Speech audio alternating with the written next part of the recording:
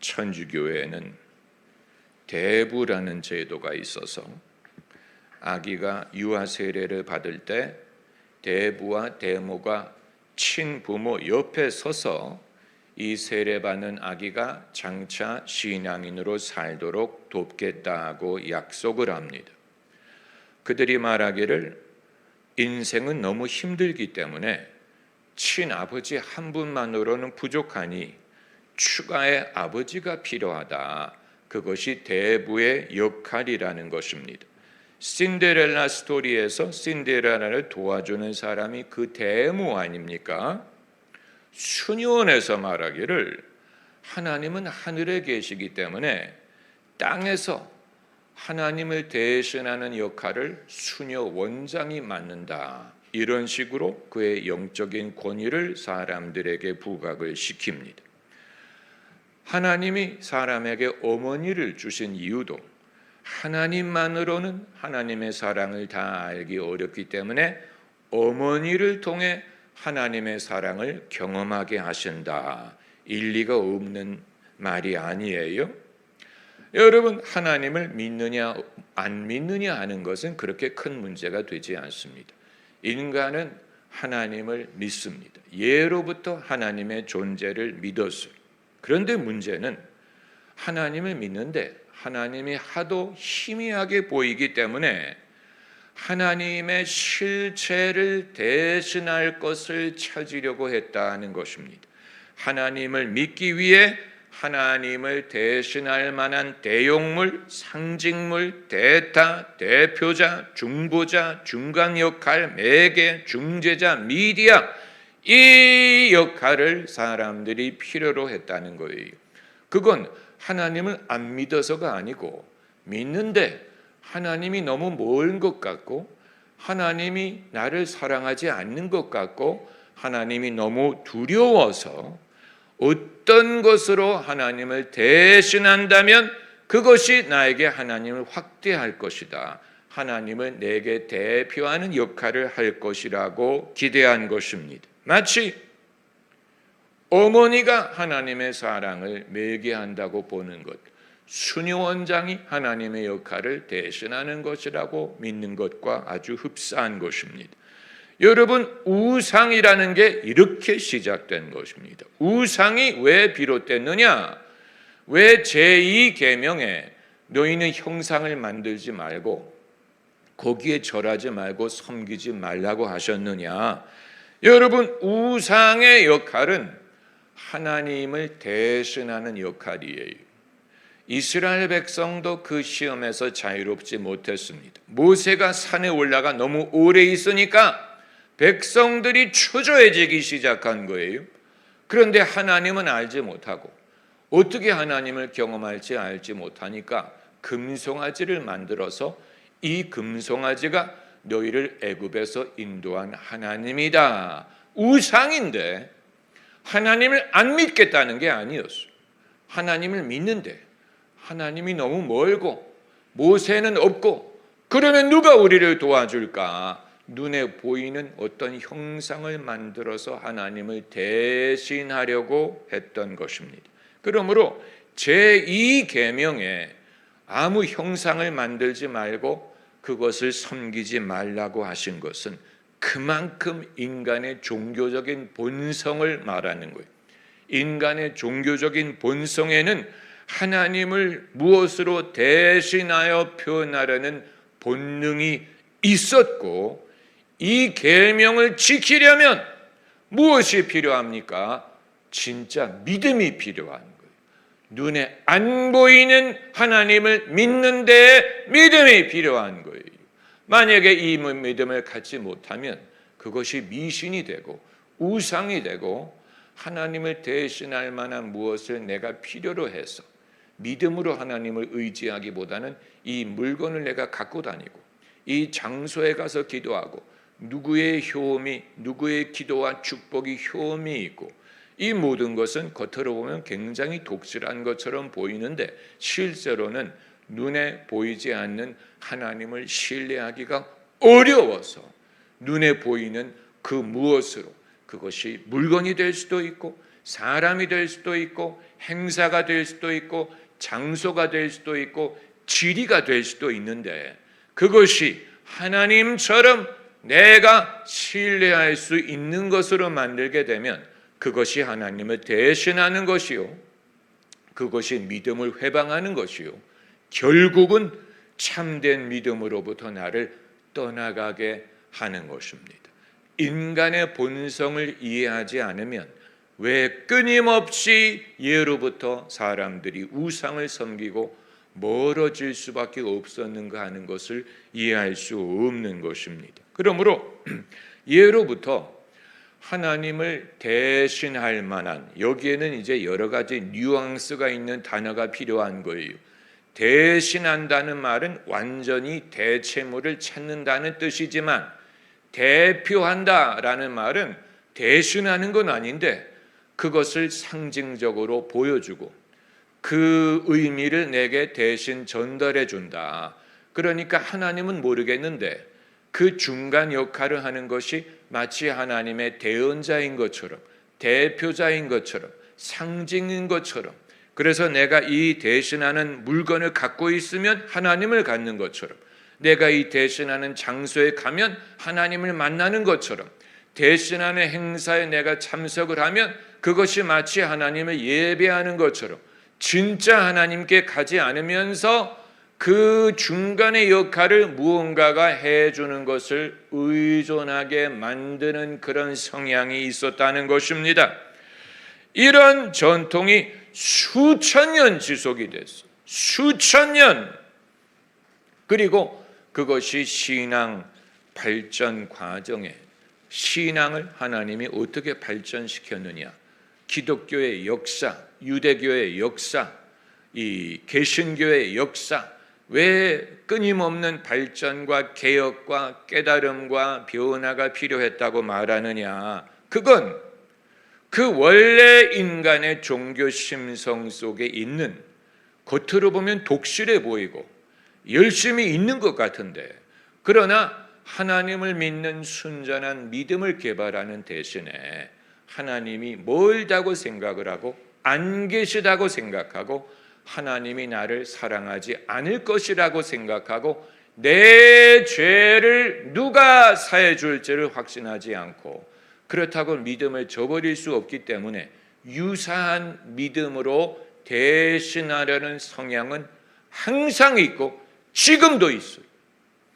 이 사실을 우리가 알 때 왜 하나님이 예수님을 보내셨고 예수님이 어떤 역할을 하셨는지를 깨달을 수 있는 것입니다. 여러분, 예수님 한 분이 이 모든 것을 다 대신했다는 사실, 예수님의 역할이 성전을 대신한 거예요. 그래서 예수님이 하신 말씀이 예루살렘 성전을 무너뜨리라, 내가 사흘 만에 다시 지으리라. 이건 이제 너희가 하나님께 예배하기 위하여 어떤 집에 가야 되는 게 아니야. 어떤 거룩한 집이 따로 있어서 거기에 가야 하나님이 거기 계신 것이 아니야. 내가 하나님의 성전이야. 이 성전을 무너뜨리면 사흘 만에 내가 부활을 해서 이제는 나를 통하여 너희가 죄사함을 얻고 구원을 얻고 나를 통하여 하나님을 만날 수 있기 때문에 내가 온 다음에는 더 이상 예루살렘의 성전이 필요 없고 더 이상 예루살렘에 갈 필요가 있는 게 아니야. 그런 의미로 사마리아 여인에게, 여인아 내 말을 들으라, 이곳에서도 말고 예루살렘에서도 말고 무엇과 무엇으로 하나님을 예배한다고 했습니까? 신령과 진정으로. 신령과 진정이 무엇을 대신하느냐? 예루살렘을 대신하는 거예요. 성전을 대신하는 거예요. 특별한 지리를 대신하는 거예요. 특별한 성례를 대신하는 거예요. 더 이상 성전에서 제사를 드리지 않아도, 더 이상 제사장이 나를 위해 제사를 드려주지 않아도, 내가 어떤 특별한 성전을 찾아가지 않아도, 내가 어떤 특별한 거룩한 성전에 들어가지 않아도 예수님을 통하여 예수님을 통하여 신령과 진정으로, 그 말은 하나님을 직접 예배한다는 것.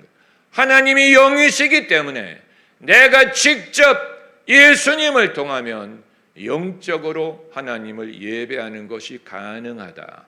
여기에서 그것이 가능하다. 지금 그것이 가능하다. 누구의 매개를 의존할 필요가 있는 것이 아니다. 내가 하나님을 예배하기 위하여 더 이상 제사장의 도움을 받아야 되는 게 아니고, 더 이상 제사라는 성례를 통해야 되는 게 아니고, 더 이상 특별한 성지를 찾아가야 되는 게 아니고, 더 이상 성소에 들어가야 되는 게 아니고, 초막이나 궁궐이나 내 주 예수 모신 곳이 그 어디나 하늘나라. 그런 의미에서 이곳에서도 말고 저곳에서도 말고 하나님은 영이시니 예배하는 자가 신령과 진정으로 예배할 때가 온다. 곧 이때다. 때가 온다라고 말씀하신 것은 발전 과정이 시간을 통해, 역사를 통해 이루어짐을 말씀한 것입니다. 애초부터 그렇게 한 게 아니고, 애초부터 그렇게 할 수 있었으면 얼마나 좋겠습니까? 그러나 사람이 이 모든 것을 한꺼번에 다 터득하기가 너무 어려워요. 지금도 어려운 건 마찬가지. 옛날에만 어려운 게 아니고 사람은 다 어려워요. 믿음을 사용하는 게 어렵고 영적인 것을 터득하기가 지금도 어려워요. 옛날에도 어려웠고 지금도 어려운데, 어려움에도 불구하고 하나님은 시간을 통하여 인류가 이것을 깨달아 가도록 하셨어요. 그렇기 때문에 때가 온다.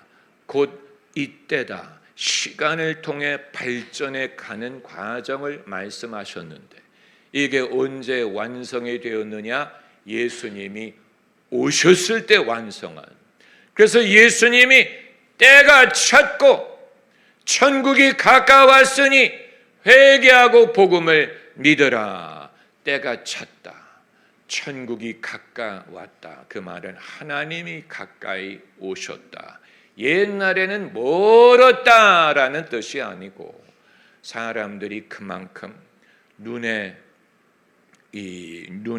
올무가 씌어 있고 사람의 마음이 둔하고 두렵고 죄사함을 확신하지 못하고 스스로를 멀리하다가 예수께서 가까이 찾아오심으로 이제 이 관문을 열었다. 이제 열렸다. 너희가 들어가기만 하면 된다. 그러나 단숨에 그게 이루어진 것 같지는 않습니다. 기독교의 역사가 보여주는 것은 주님이 처음부터 이것을 문을 열어두셨지만 여전히 사람들은 무언가를 중간에서 대표할, 대신해 줄, 다리를 놓아줄, 중간에서 중보 역할을 해줄, 내 대신 믿어줄, 내 대신 믿음을 사용해줄 누군가를 필요로 했다는 사실이에요. 그리고 이전에는 성직자가 그것을 맡고 신부님들이 그것을 맡고 교회가 그 역할을 하고 성례가 그것을 했어요. 그리고 아니다. 믿음으로, 하나님의 말씀으로, 믿음으로 모든 사람이 중개자가 없이, 매개자가 없이 자기의 믿음으로 하나님을 믿을 수 있다라고 떨어져 나온 사람이 마틴 루터예요. 마틴 루터가 500년 전에 새로운 진리를 말한 게 아니에요.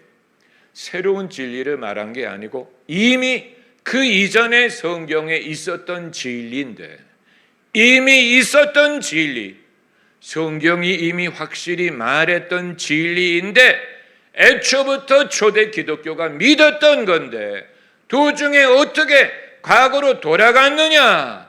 여기에 인간의 모순과 연약함이 있고, 이건 오늘도 우리가 정신을 차리지 않으면 우리도 똑같은 실수를 범할 수 있어요.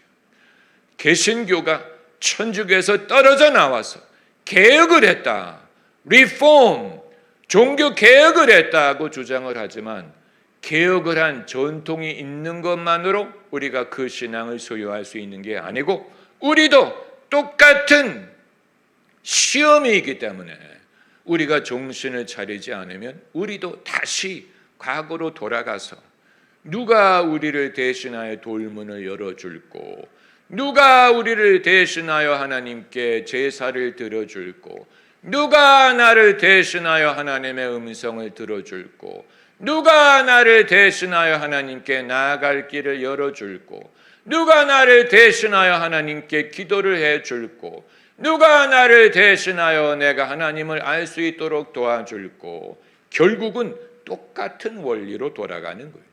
똑같은 인간의 종교적인 심성으로 되돌아가는 거예요. 내가 힘이 없으니 누군가가 아버지 역할을 해줬으면 좋겠고, 누군가가 매개자의 역할을 해줬으면, 누군가가 중보자의 역할을 해줬으면 좋겠고, 누군가가 나를 대신하여 하나님께 나를 데리고 갔으면 좋겠고, 다리 역할을 해줬으면 좋겠고, 하나님은 너무 어려워, 하나님은 너무 멀어, 하나님은 너무 냉정해, 하나님은 너무 어려워, 하나님은 눈에 안 보여, 하나님은 느껴지지가 않아. 그렇기 때문에 느낄 수 있는, 눈으로 볼 수 있고 손으로 붙잡을 수 있고 내가 확인할 수 있는 그 무엇을 의지한다면 우린 똑같은 시험으로 되돌아가는 것입니다. 되돌아가는 것입니다. 기독교의 역사가 끊임없이 시도한 것이 이런 이 시험으로부터 어떻게 탈피하느냐, 그리고 그것을 신학적으로 정립하느냐, 그냥 돌아가자, 바로 믿자, 정신을 차리자, 이것만으로 안 되니까 작업을 해서 사람들을 가르치고 터득하게 하고 깨닫게 하고 그걸 설득하고 그것을 신학적으로 체계를 잡고, 이 과정이 바로 500년 전의 종교개혁, 그리고 성령운동, 제자훈련, 평신도 훈련, 이 모든 것은 결국은 똑같은 것을 말하는 것인데, 여러분, 성령운동이 무엇이 특별합니까? 하나님이 우리 안에 계시다라는 것을 말한 거 아닙니까? 성령이 우리 안에 거하심으로, 성령은 내게 부어주심으로 하나님이 어느 특별한 장소나 사람이나 사역자에게 있는 게 아니고 내 안에 하나님의 영이 계셔서 하나님의 영의 음성을 내가 들을 수가 있고, 내가 신령과 진정으로 하나님을 예배할 수 있고, 하나님의 은사가 내게 있어서 그 은사가 내가 사용할 수가 있고, 하나님의 음성을 들을 수가 있고, 하나님이 그만큼 가까이 다가오신다, 이걸 말하는 것 아닙니까? 이게 성령의 은사를 통한 성령 운동이 기여한 것입니다. 하나님은 그만큼 가까이 계시다라는 것. 본문 요한 1서에 아무도 너희를 가르칠 필요가 없고 너희 안에 성령의 기름 부음이 있어서 이 기름 부음이 모든 것은 너희에게 가르친다, 이것처럼 급진적인 말씀이 없어요. 여러분, 오늘날 개신교 목사님들이 이 구절을 안 가르치는 이유는 그럼 내 직업을 가져간다는 뜻이 아닙니까? 라고 생각. 마치 AI가 많은 직업을 대신할 것을 우리가 우려하잖아요. AI가 있으므로 번역할 필요도 없고 통역할 필요도 없고 계약서를 쓸 필요도 없고 코딩을 할 필요도 없고 뭐 이런저런 일을 할 필요가 없고 많은 사무직을 AI가 대신한다. AI가 1년에 걸쳐서 공부할 내용을 30분 안에 다 정리한다. 이렇게 되면 교사들이 사라지고 사람들이 하던 많은 역할이 없어지게 될 것이 아니냐. AI 시대에 우리가 갖고 있는 두려움. 그런데 2000년 전에 요한이 말하기를 성령의 기름 부음이 너희 안에 있으면 아무도 너희를 가르칠 필요가 없다, 이 말을 한 거예요. 이 말을 왜 교회가 가르치기를 주저하느냐? 그럼 목회자가 필요 없다는 말처럼 들리기 때문에. 이 말은 성직자, 교계 직분이 필요 없게 되지 않습니까? 성령이 가르치면 본문이 말하는 게 그것 아닙니까? 아무도 너희를 가르칠 필요가 없어. 하나님에 대하여 가르칠 필요가 없는 이유는 너희 안에 성령의 기름 부음이 거하시기 때문이야. 혁신적이고 급진적인 말씀이죠. 놀라운 말씀. 사람들이 우려한 것이 옳은 것. 그 모든 제도가 필요 없어요. 사실 필요 없어요. 그 많은 제도가 많을수록 존재하는 것은 사람들이 자기 안에 있는 성령의 기름 부음을 사용하지 못하거나 안 사용해도 된다는 식의 메시지를 전하는 것밖에는 되지 않는 것입니다. 여러분, 교회 성도들의 숫자와 교회 제도와 프로그램의 숫자가 반드시 비례할 필요가 없는 이유는 성도들을 제대로 가르치면 그 많은 공부가 필요 없게 되는 거예요. 왜 그 공부를 합니까? 마치 성도들이 누군가가 가르쳐주지 않으면 못 깨닫는다고 생각을 하니까 수많은 성경 공부와 수많은 공부를 하는 것인데, 이 말씀을 믿는다면 아무도 너희를 가르칠 필요가 없고 너희 안에 성령의 기름 부음이 이 모든 것을 가르치시리라. 맞는 말씀이죠.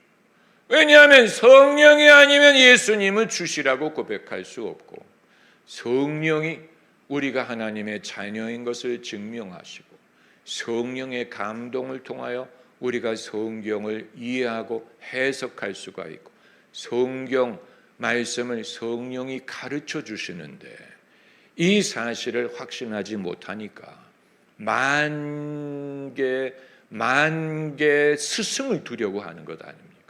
만 명의 스승을 우리가 두려고 하고, 그래서 유튜브에서도 성경을 공부하고 어느 교회 가서 성경을 공부하고 끊임없이 우리에게 교사를 붙이려고 하는데, 목회자들도 마찬가지. 목회자들도 성도들이 모르는 것뿐이지, 목회자들도 이런 책을 사서 보고 저런 책을 사서 보고 설교하는 법을 배우고 어떻게 하면 성경을 가르치느냐, 그리고 세미나를 가고 컨퍼런스를 가고 디민 과정을 가고, 이거는 내 안에 기름 부음이 가르치리라는 것을 믿지 못하기 때문에 목회자들마저도 끊임없이 만 명의 스승을 두려고 하는, 만 명의 스승을 통해서 배우려고 하는 것인데, 여러분, AI 시대가 되면서 불가피한 그 많은 역할이 필요 없게 되는 가능성이 인류 최초로 발생을 한 것처럼, 여러분, 이것이 우리에게 평행적으로 비유적으로 보여주면서 그렇다면 이쪽도 마찬가지였겠네. 세상에도 이런 일이 벌어질 수 있다면 신앙적으로도 벌어질 수 있다는 사실을 우리가 깨닫지 못했네. 우리가 그거를 깨닫지 못했네. 설마 했네. 그래서 대형 교회일수록 비대하잖아요. 비대하다는 말은 그 제도가 많고 스태프가 많고 프로그램이 많고 비대해. 과체중이라는 얘기. 불필요하게 많다는, 그 많은 성도들 목회하기 위해서는 필요한 것이 아닙니까? 그렇게 그럴듯하게 들리는데, 그러나 만일 성도들이 제대로 믿는다면, 성도들을 제대로 가르쳐서 여러분 안에 성령이 거하십니다. 여러분 안에 성령의 기름 부음이 거하십니다. 그러므로 아무도 여러분을 가르칠 필요가 없고 성령의 기름 부음이 가르칩니다. 그것이 진짜라 그랬어요. 이것이 참되고 거짓이 없다 그랬어요. 그게 진짜라 그랬어요. 여러분, 이걸 믿는 게 진짜 믿음이에요. 믿음. 그러므로 하나님이 태초부터 우리를 인도하신 그 방향, 탄도, 궤적이 있어요. 비행기가 날아가는 것을 궤적이라고 부르고, 미사일, 로켓가 날아가는 것을 궤적이라고 부르는데, 트래젝터리. 하나님이 인류를 인도하시고 교회와 기독교가 걸어온 길도 일종의 궤적이요, 그 궤적에는 이 방향으로 가는 것입니다. 애초부터 그것을 의도하셨어요. 애초부터 그것을 말씀하셨어요. 야곱이 베델에서 깨달은 게 그거예요. 이곳에 하나님이 계시는데 내가 알지 못했다. 가까이 계시는 하나님을 몰랐다고 고백하는, 이게 성경을 통해 하나님이 우리가 깨닫기를 원하시는 거예요. 그래서 예수께서 사마리아 여인에게 때가 오는데 너희가 이곳에서도 말고 예루살렘에서도 말고 신령과 진정으로 예배해야 할 때가 오는데 그게 바로 이때다. 이미 그때 말씀하신 거예요. 초대 기독교인들이 이걸 얼마나 알아들었는지는 알 수 없어. 얼마나 그것을 소화했는지는 알 수 없어. 아마 머리로는 알고 마음으로는 알지 못했을 거예요. 머리로는 깨닫는데 실천하기를 주저했을 거예요. 그래도 누가 가르쳐 주는 게 낫지. 그래도 누군가 있는 게 낫지. 그래서 자꾸만 자기에게 아버지를 두려고 하는 것 아닙니까? 자꾸만 아버지를 두려고 하고 선생을 두려고 하잖아요. 예수님이 그 말씀하셨습니까? 바울이 그 말을 했습니까? 아무도 아버지라고 부르지 말라. 아무도 선생이라고 부르지 말라. 여러분 그런 성경 구절이 있는 거 아세요? 아무도 아버지라고 부르지 말라. 너희 아버지는 하늘에 계신 아버지뿐이고 아무도 선생이라고 부르지 말라. 너희의 선생은 예수 나뿐이니라. 그럼 아버지도 두지 않고 선생도 두지 않고 독립적으로 살라는 말입니까? 하나님이 이미 갖춰 놓으셨어요. 우리 안에 성령을 부어주심으로 성령이 일깨워 주시는 것이 가장 강력하고 가장 뜨겁고 가장 가깝고 그것이 가장 오랫동안 우리를 지탱하고 가장 설득력이 있습니다. 할렐루야.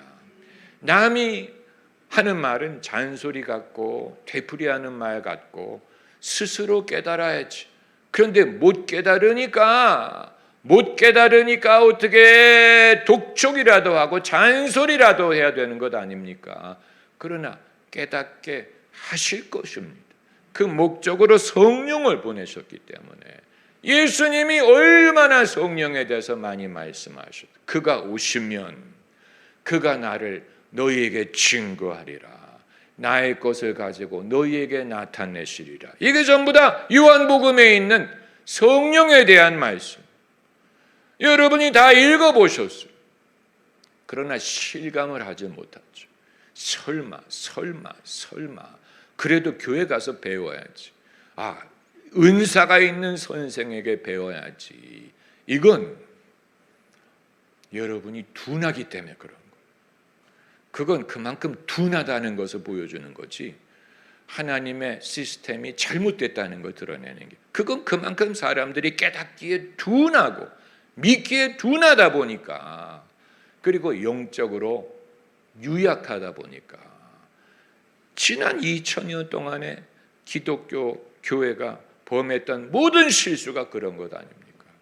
사람들의 이 독실, 종교성이라는 명목으로 미신을 장려하고 우상을 장려하고 하나님을 믿는 대신에 다른 걸 의존하게 했잖아요. 심지어 성직자를 의존하고 신부님을 의존하고 성례전을 의존하고 고해성사를 의존하고 고행을 의존하고 하나님을 빼고 그 이외에 많은 걸 의존하게 만들었어요.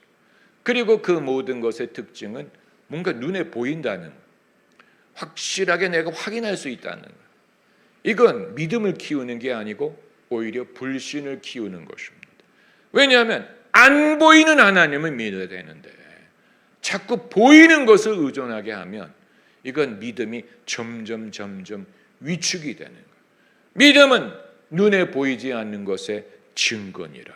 우리가 보이는 것으로 행하지 않고 믿음으로 행한다. 믿음은 보이는 것과 대비되는 개념이에요. 보이는 것으로 행하는 사람은 믿음으로 행하는 게 아니고 믿음으로 행함으로 안 보이는 것이 있는 것을 경험하게 되는 것입니다. 할렐루야. 이 믿음을 우리가 실천하고 믿음을 가르치고 믿음을 깨닫기 위하여 여기까지 온 것인데 여기까지 온 것이 그것입니다. 성령 운동도 그렇고 아주 레디컬한 것. 이 모든 궤적, 신앙의 궤적, 신앙이 걸어온 길, 날아가는 방향, 가는 방향, 그걸 궤적이라고. 이걸 한마디로 요약을 한다면 하나님이 가까워지신다, 이렇게 말할 수 있고, 사람이 하나님을 더 가까이 경험하고 모신다, 이렇게 말할 수 있고, 그리고 중간 역할이 사라진다. 중간 역할이 당연히 직구하는 것과 같은 거예요. 해외 직구. 중간이 사라지기 때문에 중간 마진이 사라지니까 가격이 싸지잖아요. 더 빠르게 오잖아요. 중간 역할이 사라집니다. 유일하게 중간 역할을 하시는 분은 예수님이고 성령이 이 일을 우리 안에서 실행하십니다. 그러므로 이제 여러분이 잘 들으셔야 돼요. 이 궤적이 앞으로 어디로 갈 것이냐. 이게 계속 가다 보면 예수님도 필요 없다고 되지 않을까? 성령이 없어도 된다고 하지 않을까? 교회를 안 다녀도 된다고 생각하지 않을까? 이거 우리가 경계해야 돼. 아무리 이 궤적이 더 나가더라도 예수님을 대신할 수 없어. 이제 예수님 없어도 돼. 이제는 중간 역할 다 사라지고 뭐 제사장인 선지자든 무슨 뭐 성직자든 신부든 뭐 다 예수님도 없어도 되겠네. 아니에요. 예수님은 결코 대신할 수 없어. 예수님은 유일한 가장 그 위대한 중보자가 되십니다. 할렐루야. 중보자, 대제사장, 그리고 성령의 역할을 대신할 수 없고, AI가 성령의 역할을 할 수 없고, 또 감정이 성령을 대신할 수 없어. 음악이 성령을 대신할 수 없어. 음악 프로그램을 완벽하게 하려고 애쓰는 교회일수록 성령 없이 사람을 감동시키려는, 음악으로, 감정으로 사람들을 울렸다가 즐겁게 했다가 힐링을 했다가 뭐 그렇게까지 애를 쓰는지 성령이 얼마든지 아실 텐데, 성령이 하실 일을 왜 그 음악을 통해서 하려고, 그 성령의 역할을 배제하려고 하는 거라고. 그리고 교회를 대신할 수 없죠. 생각하면 그럼 내가 교회를 안 나가도 내 안에 성령이 계시고 내가 직통으로 예루살렘도 아니고 이것도 아니라는 말은 교회가 필요 없다는 말은 아니에요. 왜냐하면 교회는 예수님의 교회고 예수님이 세우시고 음부의 권세가 이기지 못하고 신부와 성령이 가로되 오라 하는도다. 마지막 때까지 성령과 신부가 계십니다. 할렐루야. 그리고 이제 또 하나 이 궤적을 요약한다면 육에서 영으로 나아가는 것이라고 볼 수 있습니다. 육에서 영으로. 육이라는 것은 장소, 물건, 예식, 전통, 사람, 이건 전부 다 육적이죠. 육신적인 것. 그런데 영으로 다가간다는 말은 성령이 본질이라는 거예요. 성령. 예루살렘이 아닌 신령과 진정으로 예배하고 어떤 성전이라는 집에 들어가야 되는 게 아니고 우리가 성령의 전이죠. 우리의 몸이 성령의 전이잖아요. 여러분, 개신교가 그 신앙의 순수함을 얻기 위하여 천주교에서 탈피해서 나왔는데, 그러나 천주교의 그 전통을 잊어버리지 못하고 자꾸 돌아가려고 하는 것 중에 하나가 우리의 언어 속에 있습니다. 교회를 교회라고 부르지 않고 성전이라고 부르는 것. 성전 아니에요. 템플 아니에요. 템플이 아니에요. 생츄에리가 아니에요. 이제는 예배당이, 성전은 예수님이 우리의 성전이고 우리 몸이 성전이지 특별한 거룩한 전이 있는 게 아니에요. 여러분, 이 같은 언어의 선택에도 우리가 이 올바른 정신을 반영해야 해야 됩니다. 예. 예. 그리고 이제 마지막은 믿음이 필수 불가결하다. 옛날에는 믿음이 없어도 문화라든가 또 가문의 전통이라든가 아니면 무슨 행사라든가 이런 거를 통해서 기독교인처럼 느꼈잖아요. 나는 기독교 집안에 태어났고 우리나라는 기독교 국가고 우리가 가르치는 모든 가치관은 기독교에서 온 거야. 거기에 그냥 속한 것만으로 나는 기독교인인데, 그러나 이제는 세속 사회가 되면서 그 모든 것이 다 떨어져 나간 거예요. 전통도 사라지고 기독적인 문화도 사라지고, 이제 남는 것은 만약에 내 안에 믿음이 없으면 나를 기독교인으로 만들 수 있는 건 아무것도 없는, 내가 믿음이 없이는 눈에 보이지 않는 것을 의존할 만한 게 없기 때문에. 그래서 요한계시록 21장을 보면 요한계시록 21장이 이제 이 기독교의 궤적이 어디로 다가가느냐 하는 그 궁극적인 그 목표를 이런 식으로 표시한 것인데, 21장 3절에 보라 하나님의 장막이 사람들과 함께 있으며 하나님이 저희와 함께 거하시리니, 하나님이 사람과 함께 계시는 쪽으로 나아가는 거예요. 옛날에는 예루살렘에 계시고 성전에 계시고 산에 계시고 성직자와 함께 하시고 이름을 알지 못하는 하나님으로 시작을 했는데, 이제 이 모든 궤적이 끝난 후에 하나님이 뜻하시는 것은 너희와 내가 함께 있지 않느냐. 함께 하시는 하나님이 멀리 여기 계시다 저기 계시다 하지 말라. 하나님은 너희 안에 계시느니라. 할렐루야. 그리고 21장 22절에 성 안에, 이건 새 예루살렘을 말하는 거예요. 성 안에 성전을 내가 보지 못하였으니 이는 하나님과 어린 양이 그 성전이심이라. 그러니까 성전이라는 집은 어디까지나 대용물이었다는, 대표하는 상징적인 것이었죠. 그 자체가 하나님이 아니기 때문에 하나님이 사람과 함께 계시면 성전이 필요